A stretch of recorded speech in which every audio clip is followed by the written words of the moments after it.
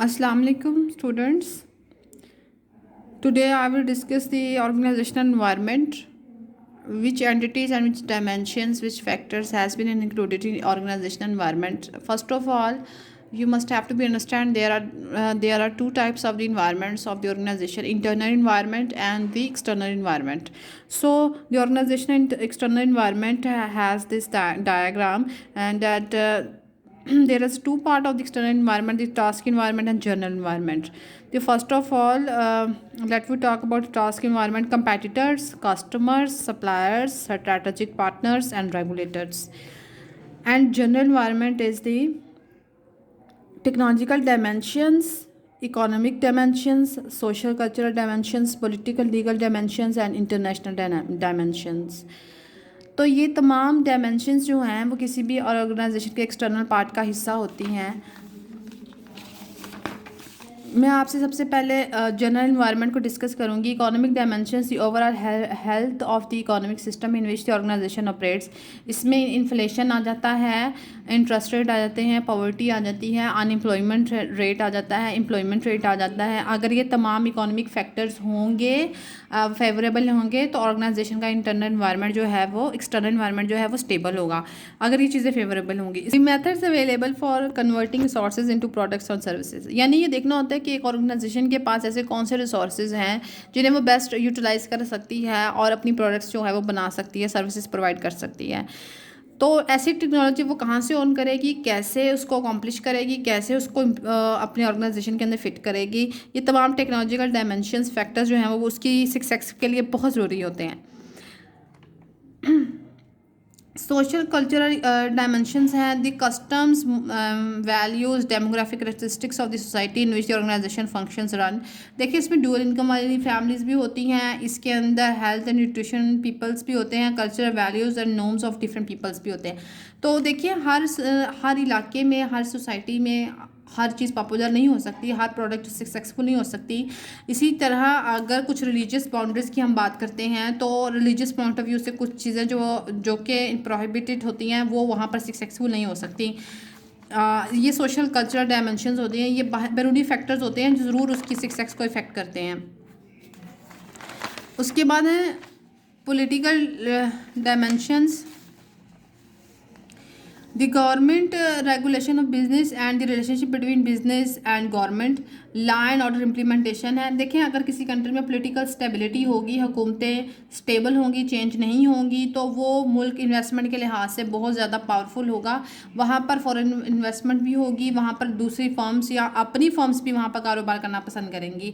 वहाँ पर law and order होगा, पॉलिटिकल स्टेबिलिटी होगी, safety measures for public develop, जो कि सेफ्टी मेजर अगर गवर्नमेंट ने बनाई हुई हैं तो पब्लिक की डेवलपमेंट के लिए बनाई होंगी, तो वहाँ पर जो सर्कमस्टांसेज हैं वो बड़े फेवरेबल होंगे ऑर्गेनाइजेशन के लिए। International dimension to extend to which an organisation is involve is or affected by business in other countries, face foreign competition at home land, tax and tariff policies. देखें, अगर international level पे हम ये चीज़ें check करें कि tax and tariffs को remove कर दिया जाए या कम कर दिया जाए, कोटा सिस्टम कम कर दिया जाए, तो इससे ऑर्गेनाइजेशन की प्रोडक्ट्स जो हैं वो बड़ी दूर तक भेजी जा सकती हैं, दूसरी कंट्रीज, दूसरे स्टेट तक भी जा सकती हैं।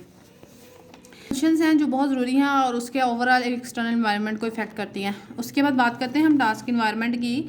तो टास्क इन्वायरमेंट में एक ऑर्गेनाइजेशन की जब हम बात करते हैं तो उसमें सबसे पहले कंपैरेटर आते हैं। ये थोड़ा सा नियर टू ऑर्गेनाइजेशन इश्यूज़ होते हैं, थोड़े से नियर होते हैं ऑर्गेनाइजेशन के। अब कंपैरेटर जो है वो 4-5 एक तरह के होते हैं। जैसे आपसे अगर मैं बात करूँ कि कंपैरेटर फॉर द KFC जो मैकडॉनल्ड है, बर्गर किंग है, सबवे है, ये तमाम उसके बड़े बड़े कंपैरेटर्स हैं। ये अच्छा टेस्ट और बेहतरीन क्वालिटी की प्रोडक्ट देते हैं और कंपैटिबल प्राइजेस पे देते हैं। इनकी प्राइजेस बहुत ज़्यादा कम नहीं है, आपस में इनकी प्राइजेस मिलती होती हैं, ठीक है। ये इनके अच्छे जो है कंपैटिटर्स हैं। उसके बाद बात करते हैं हम कस्टमर्स की। तो कस्टमर वो होता है जो पे करता है money to acquire organisation product और सर्विसेज, और इसके पास डिमांड होती है, डिमांड पोटेंशियल, और उसके पास पैसे भी हों। दो चीज़ें डिमांड और पैसे देखे जाते हैं कस्टमर के पास हैं, तो हम ये कहते हैं कि वो कस्टमर जो चीज़ को बाय करेगा। कि KFC के लिए अगर हम कस्टमर्स की बात करें तो इंडिविजुअल कस्टमर्स हैं, जैसे हम लोग हैं, कंज्यूमर्स हैं। इंस्टीट्यूशनल कस्टमर्स हैं तो इसमें दूसरे कस्टमर जो है वो शामिल होते हैं जो इनसे डेली बेसिस पे चीज़।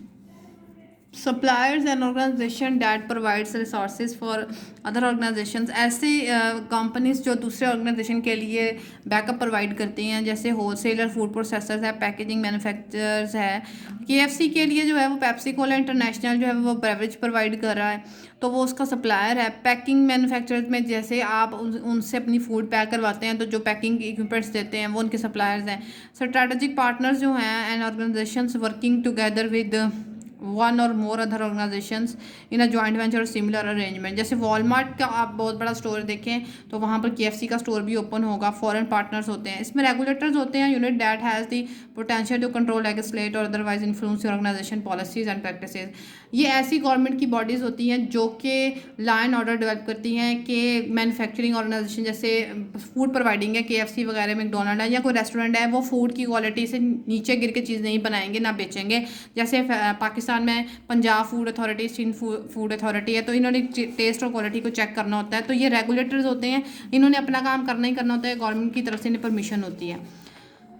ऑर्गेनाइजेशन इंटरनल एनवायरनमेंट में आपका जी ऑनर आता है जो चीफ एग्जीक्यूटिव होता है, जो मेन एंटिटी ऑर्गेनाइजेशन की होती है, इसी ने डायरेक्शंस बनानी होती है बिजनेस की। बोर्ड ऑफ डायरेक्टर्स में 4, 5, 7 कम से कम 7 होते हैं। तो ये वो लोग होते हैं जिन्होंने रोड मैप्स डिज़ाइन करने होते हैं, ये वो लोग होते हैं जिन्होंने जो पॉलिसी मेकर्स होते हैं लॉ एंड ऑर्डर को जो है वो नाफिज करते हैं। उसके बाद मैनेजमेंट है, उस लॉ एंड ऑर्डर को इम्प्लीमेंट करती है और उन रूल और पॉलिसीज़ को इम्प्लीमेंट करती है और बैलेंस मेंटेन करती है ऑर्गेनाइजेशन के सिस्टम और प्रोसेसेस में। इसके बाद एम्प्लॉयज़ हैं who provide their best skills, abilities, experience to the organisations. The workers also serve in company and perform technical work in the organisation. Workers जो हैं वो टेक्निकल ऑर्गेनाइजेशन के अंदर जो है वो काम को प्रोवाइड करते हैं, ठीक है। एम्प्लॉयज़, वर्कर, लेबर सारे शामिल होते हैं।